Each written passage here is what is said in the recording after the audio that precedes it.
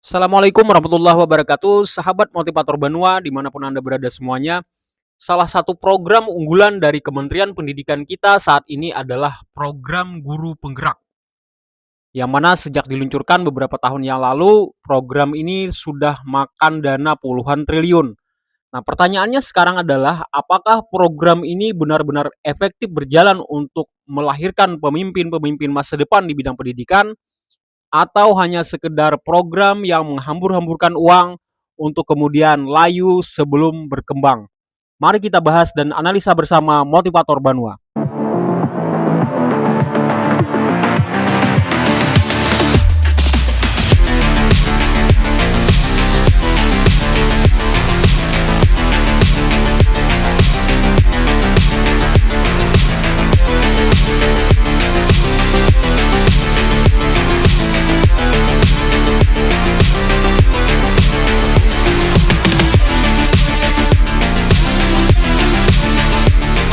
Rekan-rekan semuanya, kalau kita lihat program Guru Penggerak ini kalau secara filosofis itu sebenarnya sudah sangat bagus. Artinya menteri kita sudah paham bahwa dia mengibaratkan dunia pendidikan itu seperti perusahaan. Dia ibaratkan seperti perusahaan di mana di situ ada CEO, direktur utama, kemudian manajer dan seterusnya. Jadi dia ingin jalannya pendidikan kita itu seperti sebuah ekosistem yang bergerak, mereka saling support, dipimpin oleh orang-orang yang berkualitas. Jadi kalau diibaratkan di perusahaan itu dia adalah CEO yang akan menggerakkan semuanya. Nah, ketika CEO-nya ini top, ketika CEO-nya ini berkualitas, ketika CEO-nya ini paham permasalahan di lapangan, maka dia tentunya dengan sendirinya akan bergerak sesuai dengan visi yang diberikan oleh menteri. Itu secara filosofis sudah sangat bagus. Dia sudah paham dengan permasalahan yang dihadapi dan dia juga tahu cara mengobatinya. Cuma dari situ tentunya ada banyak sekali kendala yang dihadapi, kelemahan-kelemahan yang bisa kita lihat. Jadi dari 2021 kemarin saja itu pemerintah tidak tanggung-tanggung meluncurkan dana itu 2,8 T, 2,8 triliun dihabiskan untuk mencetak guru-guru penggerak. Nah, kemudian untuk tahun ini menteri itu mencanangkan 4 triliun dari total 60 triliun yang diguyurkan untuk mengembangkan program Merdeka Belajar.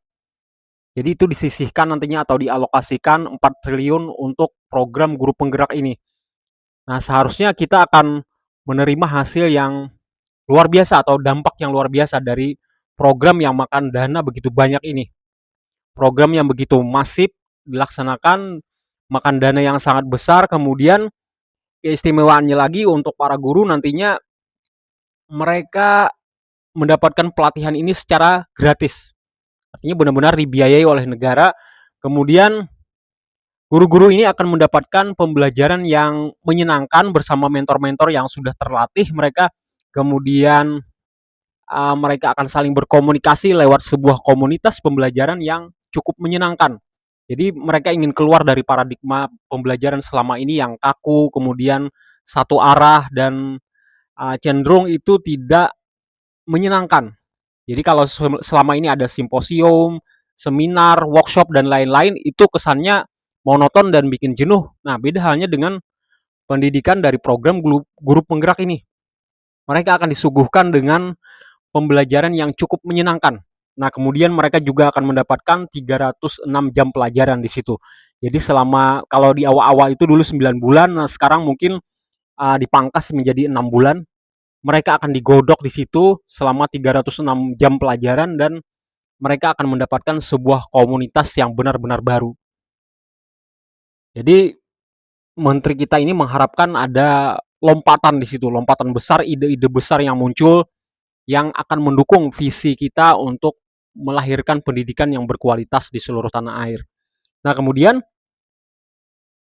kalau niat itu sudah bagus, kerangkanya sudah bagus, kita hari ini ingin coba mengamatinya dari kelemahan-kelemahan yang ada atau kendala-kendala yang dihadapi selama program guru penggerak ini diluncurkan. Yang pertama adalah kalau kita cermati sebenarnya ASN itu kalau saya perhatikan tidak bisa juga disamakan 100% dengan mengelola sebuah perusahaan. Jadi ASN itu kan dia diikat oleh peraturan pemerintah, ya kan? Jadi mereka ada kesamaan cara berpikir, kemudian uh, cenderung orang-orangnya itu bergerak di dalam zona nyaman. Nah, agak berbeda dengan suasana perusahaan yang biasanya itu karena mereka harus kejar target. Di perusahaan-perusahaan itu kan seperti itu, biasanya ada keuntungan, ada omset yang mau dicetak. Nah, agak berbeda dengan suasana di ASN. ASN itu terbiasa dalam suasana yang kaku, kemudian dia bekerja seperti algoritma komputer, bekerja sesuai apa yang diperintahkan. Jadi susah sekali untuk mendapatkan ASN yang visioner, kemudian punya imajinasi yang tinggi dan lain-lain. Itu agak agak berat sini menurut saya. Nah, walaupun ya mungkin kita harus ada penanaman yang optimis di situ bahwa satu saat dari komunitas yang terbentuk ini nantinya memang akan muncul pemikiran-pemikiran yang kritis, critical thinking, kemudian imajinatif. Nah, selama ini kan kita susah mendapatkan ASN-ASN yang imajinatif. Itu yang pertama. Kemudian karena mereka itu bekerja di dalam satu peraturan pemerintah, tentunya mereka akan memiliki keseragaman dalam berbagai hal. Mereka diikat oleh SOP yang ketat, kemudian ASN ini ikut berbagai macam peraturan pemerintah dari disiplin, kemudian sanksi-sanksi dan seterusnya. Mereka sangat patuh. Nah, ketika ada muncul sosok yang disebut dengan guru penggerak yang agak berbeda dengan orang kebanyakan, itu mungkin menimbulkan rasa elitisme, ada rasa superior yang muncul di situ. Sehingga nantinya kalau prediksi saya, dan ini saya juga sudah melihat di lapangan, ada kecenderungan seperti itu. Guru-guru biasa, guru-guru yang umum katakanlah yang bukan dari guru penggerak itu merasa inferior mereka. Ada rasa minder, rasa rendah diri, kemudian rasa tidak enak hati ketika berdampingan atau membentuk satu circle pertemanan dengan yang namanya guru penggerak ini. Karena dari cara ngomongnya sudah beda, kemudian cara berpikirnya sudah beda, dan ditambah lagi dengan embel-embel ada guru penggerak di situ. Seakan-akan muncul anggapan bahwa kalau ini ada guru penggerak berarti ada guru yang tidak bergerak dong. Kan seperti itu logikanya. Guru-guru lain berarti tidak bergerak dong. Kan itu logika yang paling umum muncul di kalangan guru-guru kita. Ada guru kaya, tentu ada guru miskin. Nah, kemudian di sini ada guru penggerak dan tentunya ada guru yang tidak bergerak. Kan seperti itu logikanya. Karena juga faktanya memang di lapangan ada orang-orang, bahkan ini banyak sekali, yang mereka itu ingin ikut guru penggerak, ikut program pelatihan guru penggerak tersebut selama 6 bulan, tapi tidak lulus-lulus. Ada yang 3 kali, ada yang 4 kali ikut tapi nggak lulus. Nah, itu kan ada menimbulkan semacam luka di jiwa mereka.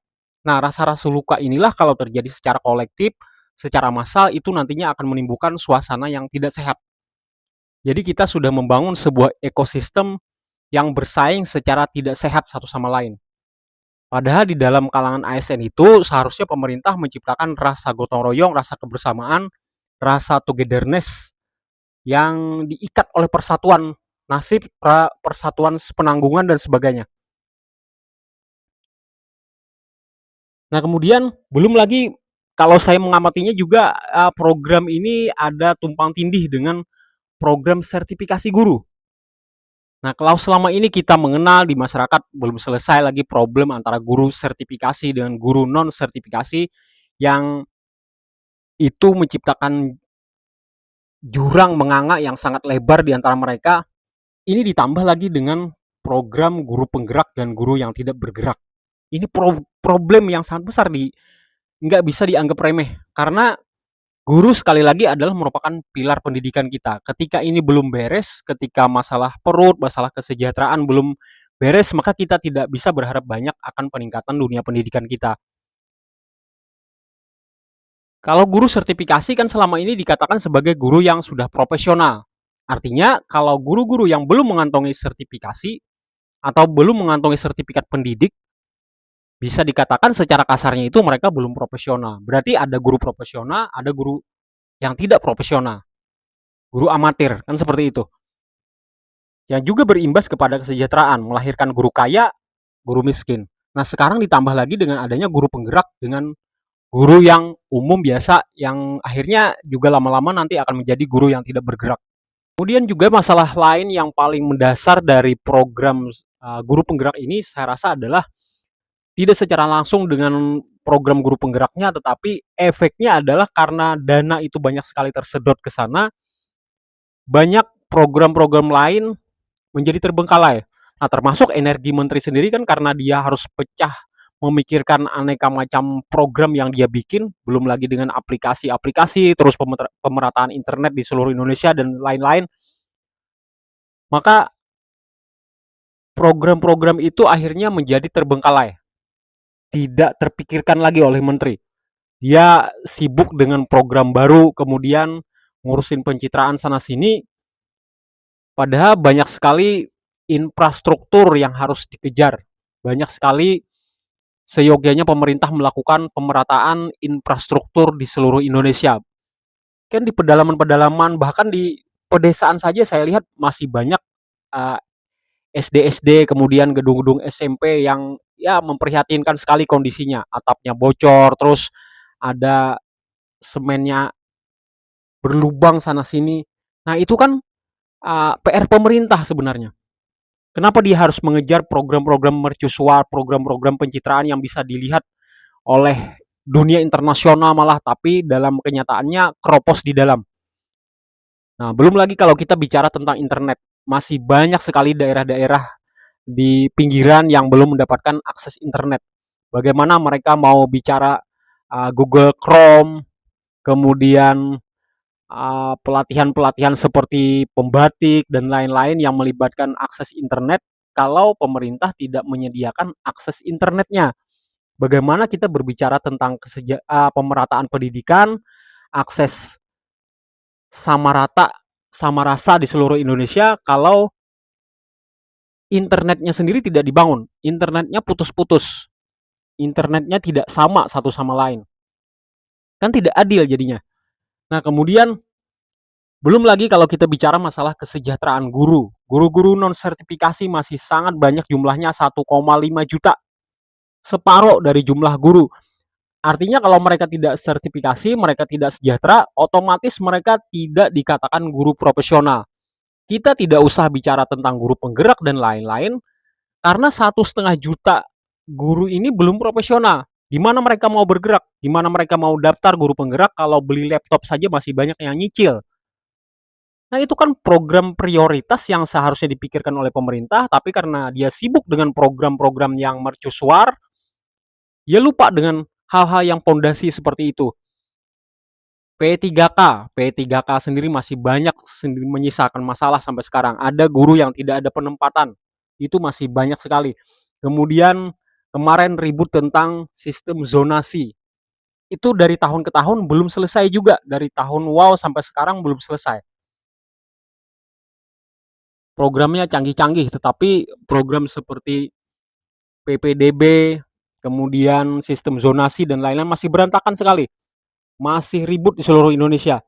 Nah, kemudian Presiden juga mengharapkan vokasi itu benar-benar tercipta merata di seluruh Indonesia. Tapi apa yang terjadi dengan program vokasi malah melahirkan kasir Alfamart.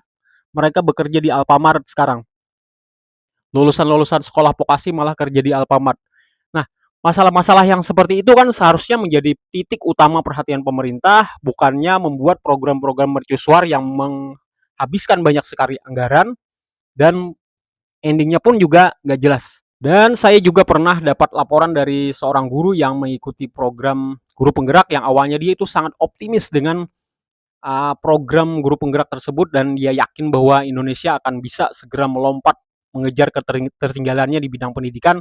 Tapi ternyata katanya karena melihat di tahun ini malah jadwal untuk pelaksanaan saja revisinya itu berkali-kali.